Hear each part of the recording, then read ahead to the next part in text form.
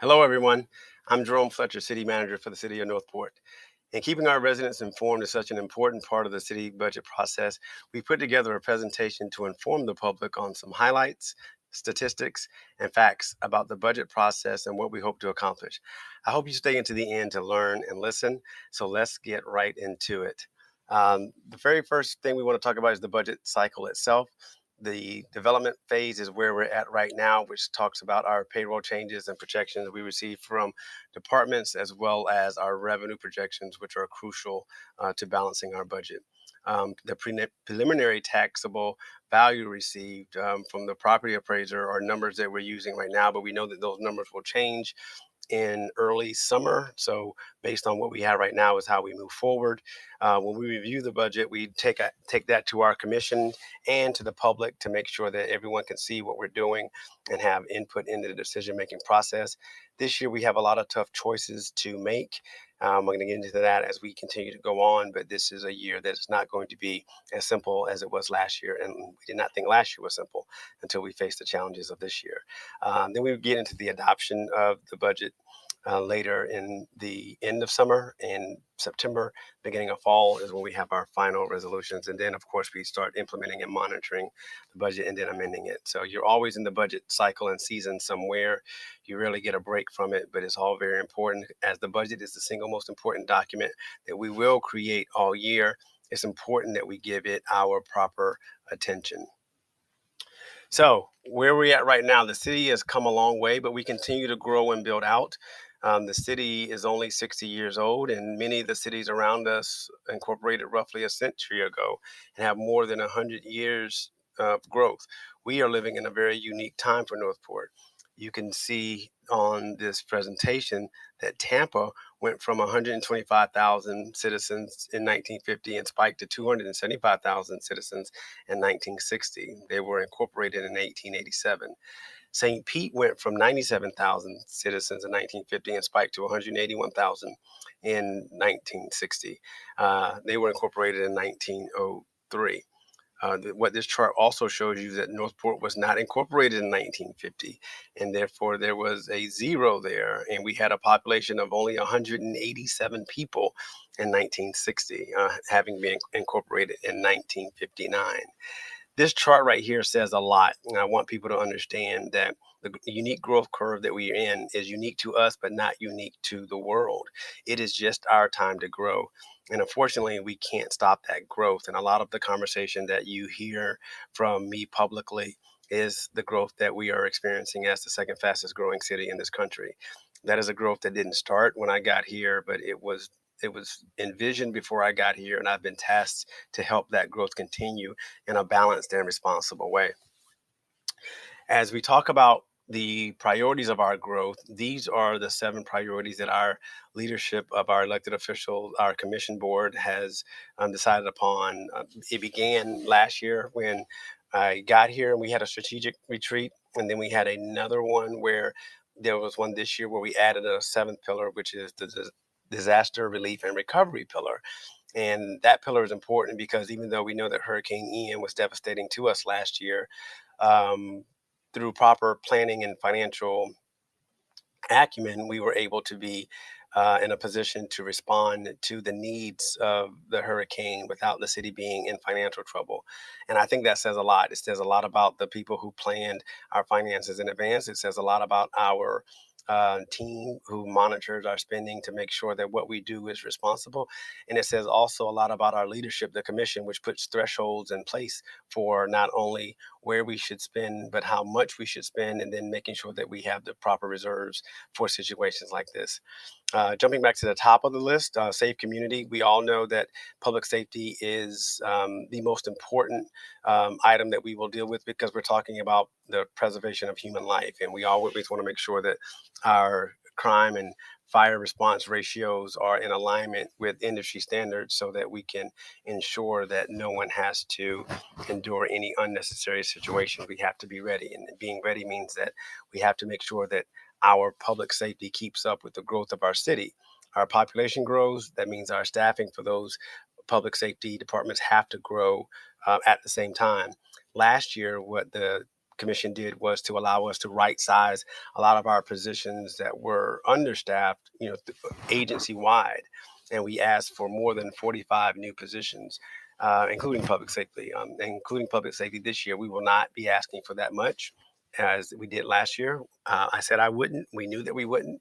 A lot of departments will have to make do with what we have. That's just part of the budgeting process and being a responsible government. But we always want to make sure public safety has what they need. So, regardless of what some other departments may have to bear and go through, we do not want our public safety to have that same issue and challenge. So we're advocating this budget year for some of their needs as well. Quality of life, we think about our Parks and Recs department and the activities that they normally lead, even though there's other departments that do activities in there as well. But we know that people have to have a certain quality of life, and they want to be here. So if they want to be here, we have to make sure that we have things for them to do. The economic development and growth management is so key because as the second fastest growing city in the country, we have to do this the right way. A lot of people are reaching out to us to bring the various dining options and businesses to Northport, and we're so grateful for it. Right now, we're commercially sitting at 8%. For our city, and that number needs to be closer to 20%. So we have a long way to go, but we have to make sure that as new businesses and new developments come into our city with proposals, that we keep the commercial need in the forefront of our actions. And thankfully, this commission has recognized that and helped us to grow in a very balanced manner. The environmental resiliency and sustainability pillar.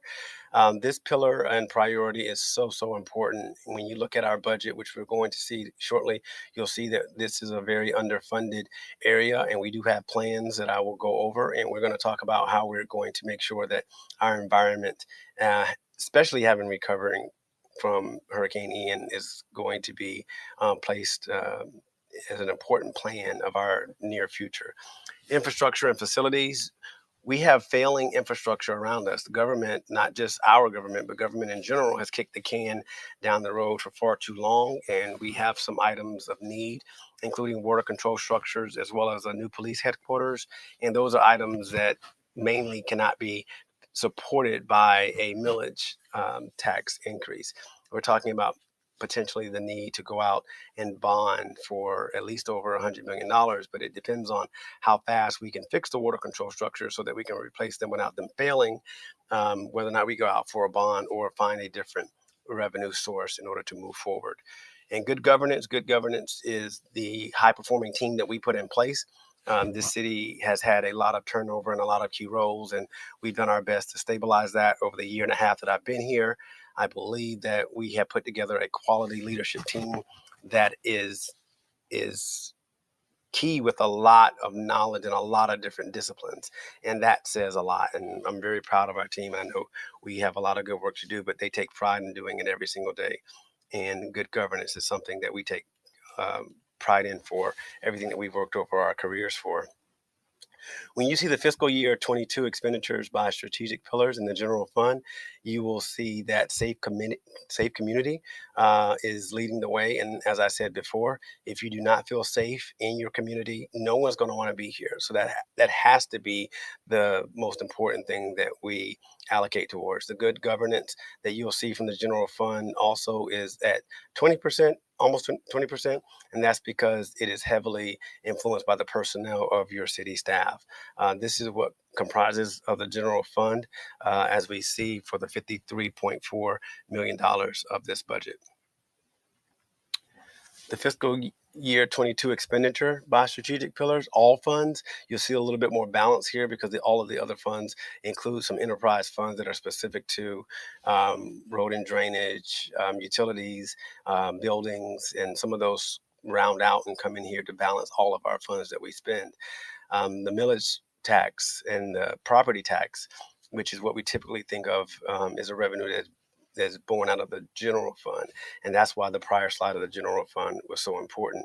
But you can see here that infrastructure and facilities integrity is the leading pillar by spending of all funds, and that's because we do have a lot of buildings, roads that we are responsible taking care of, and we want to make sure that if we have the growth that we know is going to exceed 100,000 people in the next 3 to 4 years, that we also need to have the infrastructure to match that growth.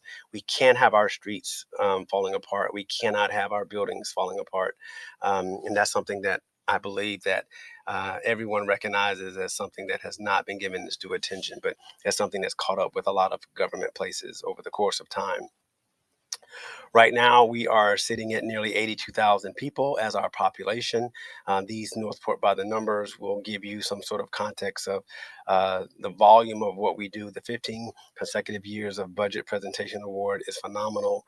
The streets and sidewalks, 826 miles of paved public streets and 179 miles of sidewalks. Our utilities team has done a lot of great work following the hurricane, but the volume of 19,792 active accounts is impressive. We have 381 miles of water mains, as well as 91 miles of sewer mains as well. Our Parks and Recs team continues to receive multiple awards throughout the industry. Their attendance, not only of Warm Mineral Springs, but the Aquatic Center of 98,200 is very impressive. These are our assets. These are how we get people to appreciate the quality of life here, and those items and areas and locations are very important for us as we go forward through this budget process to make sure that we account for them accordingly. When you look at a sample Northport tax bill, you have seen the millage rate stay consistent for the last 3 years, and 4 years. 2023, the year that we're in, will be the fourth year, and we have been tasked with keeping it the same for 2024 because we want to make sure that we do recognize everything that our citizens have been through, from the hurricane to the economy and inflation. It is a very bad time to add extra expenses, knowing that we have items that need addressing. The reason why the items that need addressing is because, to be honest, there's never going to be a good time to raise the millage rate. But what we're proposing this year is for a very forward-thinking view of the budget, and that will include conversation regarding a potential phased-in millage approach going forward. It's the only way for us to keep up with the growth that we have is to raise our millage rate for our expenses. But we need to bring the information to you, and we will. That will show the projections of the expenses and the projections of our revenue, and then we'll be able to do it very data in a very data-driven manner that should show you exactly why we're doing what we're doing and what we're asking from you as our citizens.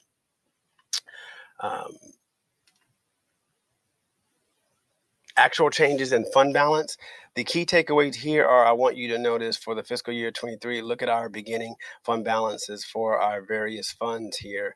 And when you look down, you will see that the projected available fund balance of them all have decreased, but they're still looking very good. The one that's in the negative road and drainage district of negative $4.6 million, that's because a lot of Hurricane Ian's expenses were in that particular fund.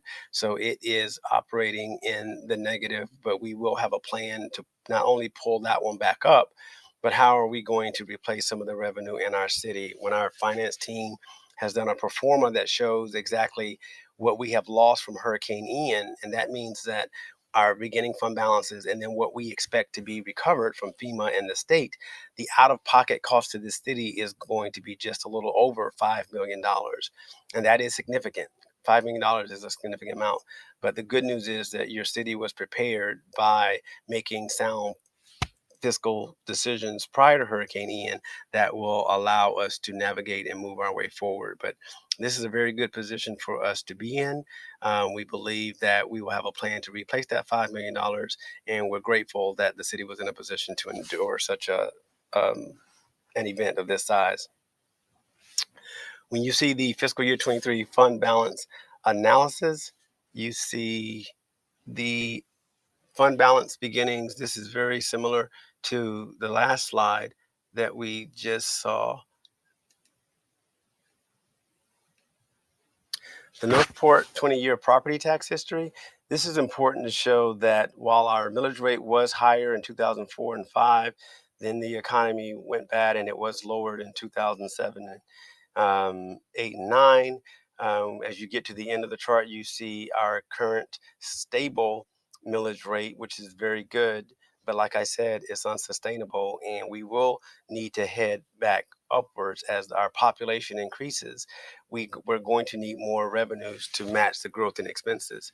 The key here is that the economic development growth of the city is what will save us, so to speak. That's why we have such a focus on economic development and growth, because the more that we grow our commercial tax base, then that's more revenue that comes into the city. And then you have less need to put that burden on your citizens and taxpayers. That's how that formula works. So when you hear comments about the greed of the government, it is the public need of the government that the government is concerned about. Our needs are what we're trying to take care of, and we have to have a vision to make sure that we are reflecting those needs before they become priority and a problem. If we wait until it happens, it will be too late, and then that's how you have huge unexpected spikes in your millage rate, and that's not what your government wants to bring for you.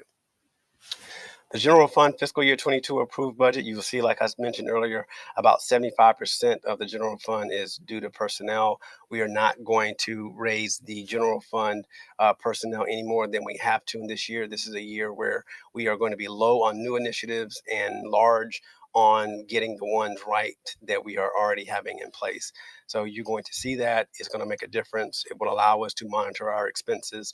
We can't just look at revenues and say they have got to increase all the time. You have to look at your expenses to make sure that they're in balance and that you are scrubbing them for areas of opportunities for savings as well. When you look at the all fund for the approved budget for 22-23, this is similar to the spending that I showed you earlier, but you see personnel operating make up a very good significant portion of all funds in our approved budget.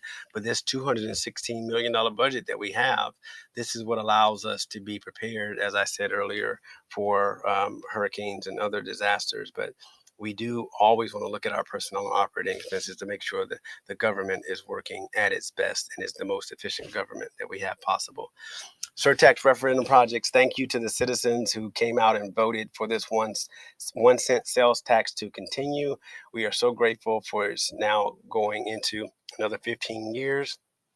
What that means for you as a citizen is that we expect to get approximately $316 million in from this tax over the next 15 years. And it does make a difference when you have an outside tax that's paid mainly by tourism coming in and funding items in your city. We talk about the Northport Fire Training Tower that's operational right now. We also talk about Price Boulevard widening, which has an $80 million price tag, which is paid for out of SURTAX, as well as the Aquatic Center and utility expansion, to mention others in the past. The Price Boulevard widening project, we originally had a $65 million estimate for it. And that estimate is now believed to be closer to 80 million. So there may need to be some reshuffling of projects after Price Boulevard. We are extending efforts for grants and to our state representatives to help other funding sources that are particularly helpful for the widening of Price Boulevard. We know how important Price Boulevard is. During the hurricane, when it was shut down, we had to find other routes to direct traffic throughout the city. So those other detours and alternative routing options are being composed of right now, so that way we won't have that same problem. Our utilities team is out there working right now on Price Boulevard, and then once we get the new design back in for our public works team, which had to go back out for design due to impacts of Hurricane Ian and damage to bridges, etc., we should get that back in early 2024, and then they will begin their work on the project in the spring of 2024. Additional outdoor amenities also for SURTAX are splash pads, band, shell, and pickleball courts, as well as land for affordable housing. The city has made affordable housing one of its priorities, and our role in that varies. But if we have land that we can actually secure and then work with a builder to put affordable housing on it, that is a very valuable opportunity. We also make sure that when we do deal with developers right now and they want to bring in projects, we always trying to fit affordable housing into the right places, whether it's affordable housing that is traditional or affordable housing that blends in with other units in the neighborhood that is selected. The budget tool, please go to NorthPortFL.gov/budget input and take the $100 challenge about how you would budget the priorities that the commission has to deal with. This is not easy. We don't pretend that it is, but when you see it and you start allocating and you have to make tough choices, it sort of puts yourself in the position of what we're doing and why we do it.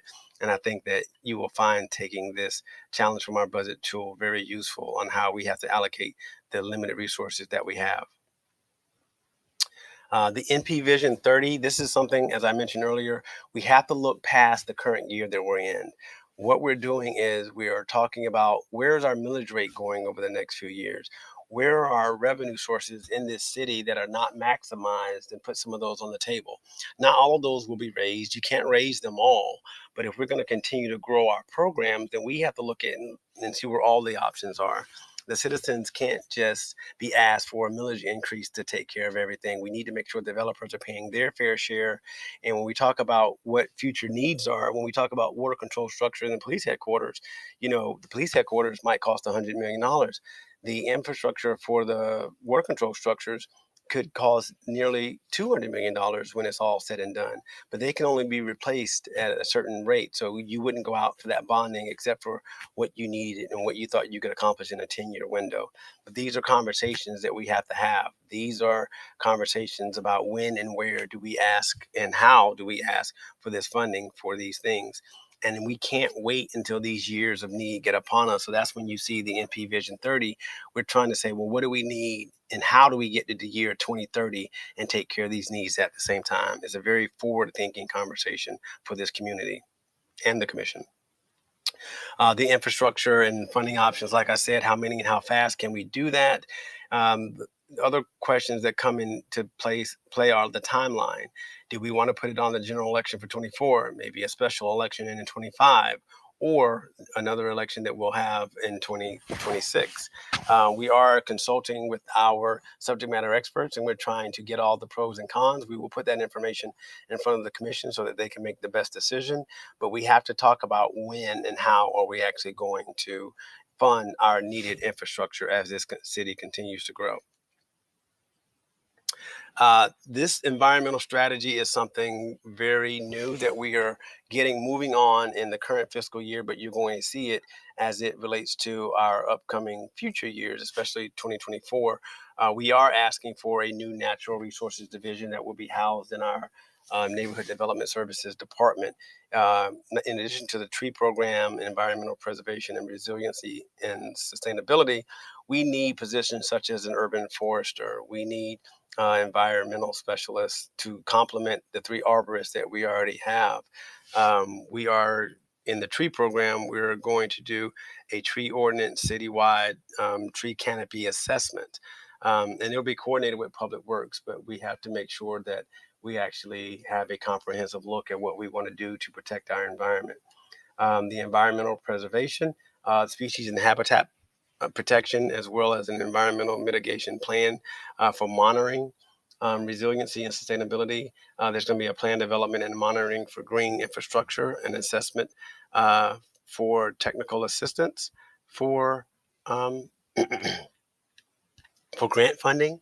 These are all things that we're going to make sure that when we talk about as a city, when you say that there's a pillar for, the environment and its resiliency and sustainability, you have to put your money where your mouth is. So we will be proposing these resources to be funded out of the tree fund, meaning that there's not going to be a general fund impact for this new division is even better because the tree fund is there and these duties are in alignment with the allowed uses for that. So you're going to see us have a stronger presence on our environment. We're going to work better with our wildlife preservation friends as well. And you're going to see some of those partnerships in the near future. But the city has said, and we continue to say, that we want to partner with our nonprofit community. So finding the right nonprofit to make sure we move forward together is an awesome win-win for everyone. The economic outlook, the population, like I said, we're headed towards 100,000 people in the next 3 to 5 years. Our median income is 68,000, and our top industries are retail and construction. This is a prelude to the 250,000 residents that total build out. And with this as being the second fastest growing city in the country, we typically grew at a rate of, I believe, 2.2% year over year. Well, now we're at like 5.5% year over year. So this is what's making our city so attractive, as I said earlier. And we have to meet the moment. We still have a low unemployment rate of 5.4%, which is great, but we need more jobs here. We need more jobs in the city. We've got to bring more jobs. If we're talking about receiving a hospital, which is underway, where are the healthcare opportunities? We're partnering with STC to expand their programming for the healthcare, construction, other disciplines that we're going to be in front of the Sarasota County Public School Board in the near future as we champion those programs, as well as we are the tip of the spear talking to our friends in Tallahassee and their opportunities to help with the funding of our particular efforts. It's so exciting. So please stay tuned for that. The business recruitment and attraction for the city, we've identified 17 new leads in 23. Business assistance, we responded to 82 requests of information from existing or prospective businesses. And what this means to you is that, again, people want to be here. We're trying to find the right fits. We take our negotiation of the public interest on the citizens' behalf very seriously, and we look forward to bringing you more wins in the very near future. We've all heard about the Costco and the Wawa and Holiday Inn and some other things that our commission has approved recently, but this is only the beginning. We're going to keep growing. We're going to keep putting the right amenities that this city needs so that people can live, work, and play within this city as much as possible. And that includes focusing on our targeted industries for attraction. And, we want to make sure we improve our marketing as well, because Northport is a premier location to bring business in Southwest Florida. And we believe that our energy, along with their actual abilities, can be a great combination. The future of Northport, like I just talked about a few minutes ago, the hospital is such a great win for the city. Our team is working with the hospital team at this point. The first thing that we're trying to do is site preparation. The flood mitigation is a concern because of the 500-year storm of Ian, but even a 100-year storm, we need to make sure that that particular land is developed and already being prepped in a way that will allow for it to be at a level of being raised and not subject to flooding that we know happens here during some of the busy, rainier time of our year. But the hospital is so important as our population continues to grow. Having that so close to us will improve the quality of life, the access to the priority of the outpatient programs, the acute medical services, the diagnostics, as well as educational and support programs. But the hospital is so critical and vital to our future. I know this city has wanted one for a long time, and I'm so glad that we were able to bring it to you, and we're working very hard every day so that it becomes a reality sooner rather than later. I want to thank you for listening today. There are multiple ways to contact us. You can call us. You can go to our website for the budget input, like we talked about. You can show up for community meetings, but we wanted to make sure that you had this information, knowing that we're at a critical point in our time and history of our city. Please feel free to reach out. The budget is so important. Please hold your government accountable for how and where we're spending our funds. We believe that it's important for you to have a voice. We want to be inclusive, but we also know that people have competing priorities for your time. So that's why we did this video and this voiceover, so that you could have information that you would otherwise hear if you were in person. So if you didn't get the answer that you wanted, please submit a question. If you didn't get enough time for a particular topic, please reach out. We're happy to make sure the right person talks to you and give you more details. Your voice is important. We care about it. We want to hear from you. And please, we look forward to talking to you in the near future. And thank you for being here in our lovely city of Northport. Take care.